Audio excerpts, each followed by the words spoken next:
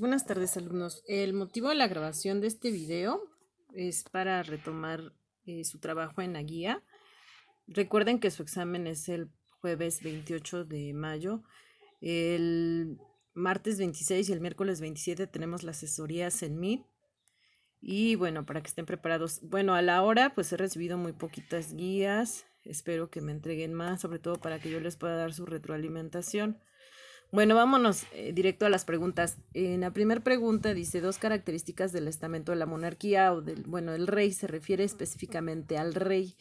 Aquí el rey es el que hace las leyes, el que hace la recaudación y es el que gasta el dinero, por favor, la sucesión lineal, etcétera. Pero esas dos características que mencioné son las más importantes. Después, las características del clero. El clero, por ejemplo, no paga impuestos. Este es el estamento más poderoso después del rey. El clero se divide en dos, que es el clero regular y el clero secular. El clero regular son los monjes o abades, que muchos de estas misiones, se puede decir, hacen votos de pobreza. Y después tenemos el clero secular. El clero secular son el papa, obispos, arzobispos y los sacerdotes de iglesia. En este caso, pues no hay votos de pobreza y digamos que la principal riqueza de la iglesia, que es lo que tú has estado anotando en tus guías, pues proviene de esta parte del clero, que son los seculares. Y aquí en el clero, la otra característica es que pues no pagan impuestos. Ahora vamos con la nobleza. La nobleza pues, es el tercer estamento, digamos, viéndolo desde un punto de vista piramidal. Y en la nobleza tampoco pagan impuestos y los nobles pues son improductivos, podríamos decirlo así. Solamente se enfocan a sus códigos de comportamiento, la vida social, etcétera. Luego sigue el estamento de la burguesía. La burguesía comparte sus riquezas con la nobleza y con el rey. Sin embargo, hay varios niveles de burguesía. Está la alta burguesía y la baja burguesía. La alta burguesía, por ejemplo, son los banqueros, usureros, gente que rentaba, por ejemplo, barcos para transportar metales, esclavos negros y demás. Estos, digamos, eran los burgueses como de la, digamos, alta. Y luego está la burguesía baja, que son más bien comerciantes, comerciantes pequeños, profesionistas. Esta burguesía, pero burguesía ya, digamos, retomando tanto la alta como la más baja, es una burguesía que sí paga impuestos, muchísimos impuestos, y también no tienen ningún tipo de derecho, o en este caso privilegio. Acuérdense que no existían como tal los derechos, se les llaman privilegios. Luego las características del pueblo campesinos. Los campesinos, algunos eran pequeños propietarios, aunque la mayoría rentaban las tierras al señor feudal y también pagaban impuestos. Entonces, de eso que les estoy mencionando, por favor, es lo que hay que estudiar más, esos aspectos que yo estoy mencionando. Luego, los ilustrados, el espíritu de las leyes es Montesquieu, la enciclopedia es Diderot, el contrato social es Jean-Jacques Rousseau, la riqueza de las naciones es del inglés Adam Smith y la revolución gloriosa se están confundiendo mucho. O sea, los textos más importantes sobre la Revolución Gloriosa ha sido de Inglaterra, son de John Locke. John Locke, no se les olvide. Luego vamos más abajo. Dice, completa los siguientes enunciados. Es la tendencia de las potencias industrializadas a establecer dominios económicos coloniales. Es el imperialismo, no es el colonialismo, es el imperialismo porque así se le llama a este proceso mundial de dominación del siglo XIX. Después, es el sistema económico que consiste en emplear el capital para comprar mercancías, materias primas, mano de obra para los procesos de producción, es el capitalismo. Después, la base ideológica del capitalismo y su creador es Adam Smith. Aquí es el liberalismo, cuyo principio fundamental es la propiedad privada y la libre competencia, por favor. En la 4 consiste en eliminar a la burguesía y la propiedad privada de los medios de producción. Aquí es el socialismo. Ese es el concepto, socialismo o la palabra. Vean cómo nada más estoy mencionando palabras. No estoy pidiendo que desarrolles un argumento, sino que solamente anotes la palabra, la respuesta muy concreta. Después la 5 es la corriente económica de la edad moderna que afirma que la riqueza de una nación consiste en acumulación de metales preciosos como el oro y la plata. Cuando hablamos de la Edad Moderna comienza en el Renacimiento y esta corriente económica es el mercantilismo. El mercantilismo es un proceso de transición entre la época feudal y el capitalismo, pero se llama mercantilismo, por favor. Después, anota la fecha en que sucedieron cada uno de los siguientes acontecimientos. Aquí hay que poner mucha atención, por ejemplo, Declaración de Independencia de las 13 colonias. Aquí sí necesito el día, es 4 de julio de 1776. Fin de la Guerra de los 7 años, solamente el año 1763. Los colonos declaran la guerra a Inglaterra, es 1775, cuando George Washington empieza a conformar su ejército. Después, primer Congreso Continental es 1774. La Paz de Versalles, pero en esta Paz de Versalles se refiere a cuando Inglaterra reconoce la independencia de las 13 colonias. Es 1783. Después, toma de la Bastilla por los Onslaughts es, aquí sí necesito también el día, 14 de julio de 1789. Después, Declaración de los Derechos del Hombre y del Ciudadano. Son después de la toma de la Bastilla, me parece que agosto de 1789. Aquí si puedes por favor poner el mes, es 1789 también. Después ejecución de Luis XVI es 1793, enero de 1793. Después Robespierre estableció la dictadura del terror. Los años de duración son 1793 a 1794. 18 Brumario, Napoleón entra triunfante a París, es 1799. Y después el rey Luis XVI convoca la reunión de los Estados Generales. La convocatoria de la reunión es entre mayo y junio de 1789. O sea, lo que sobre todo en el caso de Francia, sí hay que colocar por favor día, mes y año para que sepas cuál fue primero y cuál fue después, porque probablemente en el examen no te diga nada más 1789, sino probablemente te pregunte fechas muy concretas.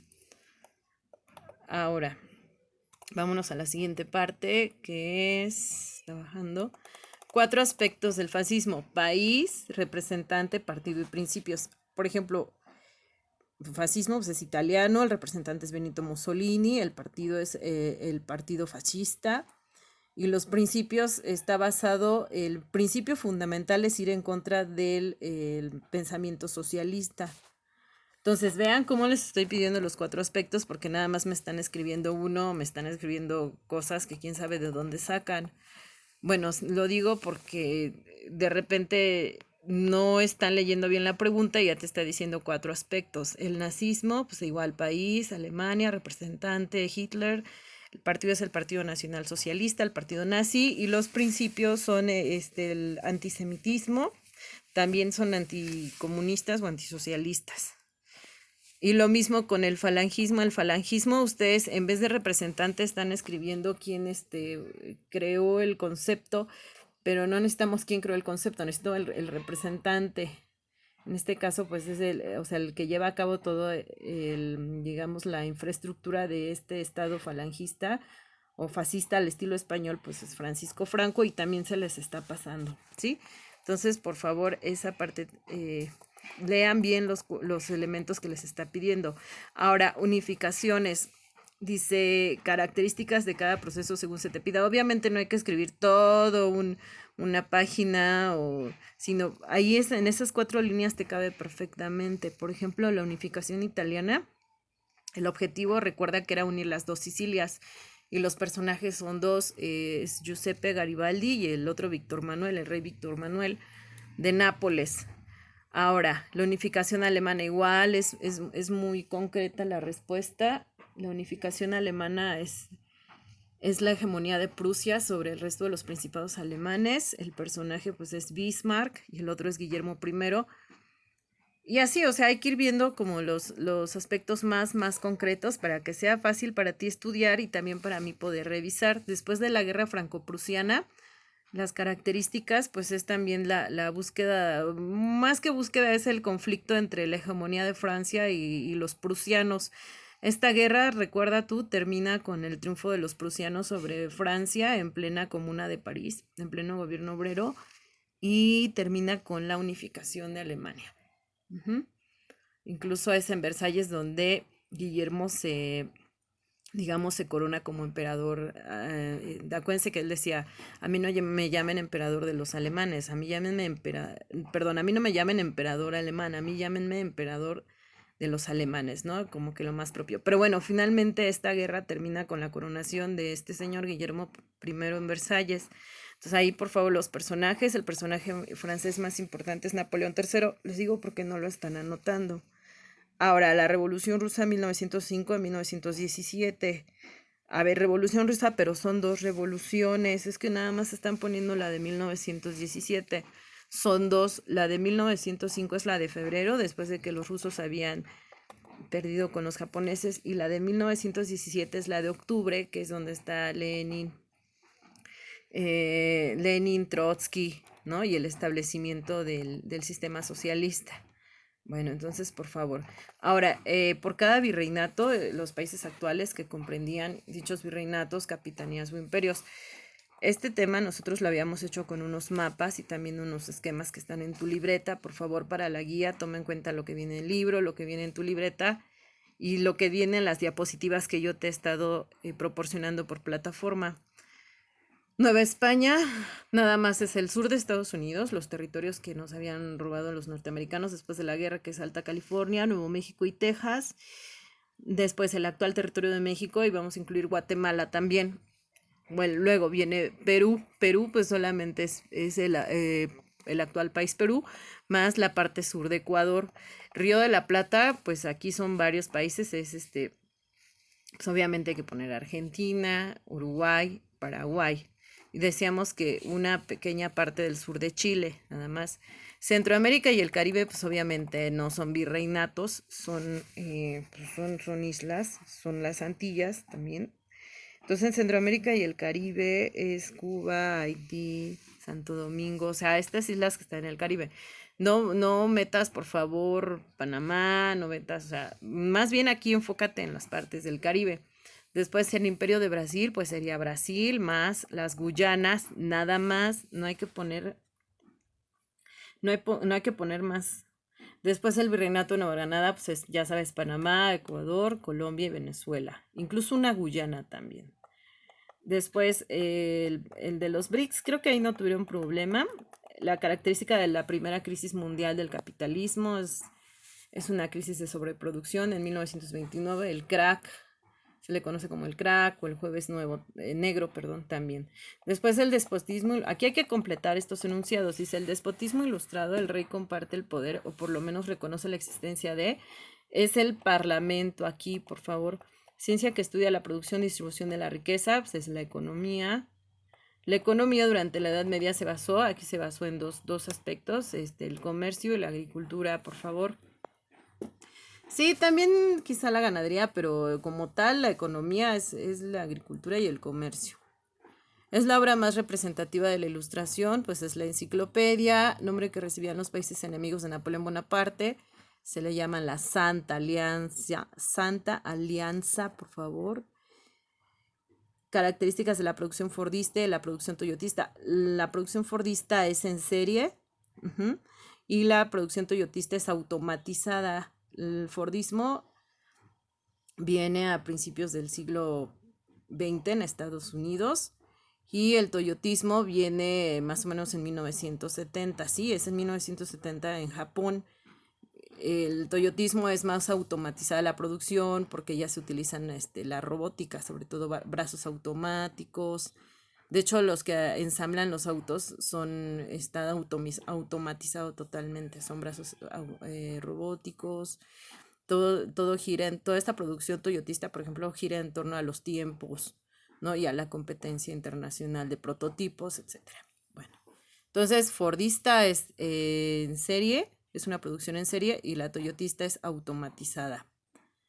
Después identifica las características de la Ilustración, principalmente es el racionalismo y luego las características del romanticismo. El romanticismo lo podemos identificar como toda una corriente contraria al racionalismo, o sea, arriba entonces en la Ilustración es racionalismo y en las características del romanticismo es en contra del racionalismo, o sea, critica todo el pensamiento estructurado, objetivizado y demás. Bueno, chicos, pues hasta ahí están algunas observaciones, si no es que casi todas de su guía. Espero que me la envíen, por favor, para que yo pueda dar el visto bueno a tus respuestas y para que puedas tener una buena calificación en tu examen, ¿sí? Si necesitas asesorías aparte o demás, avísame y las podemos calendarizar, pero por favor necesito ver qué es lo que estás haciendo, necesito saber cómo vas.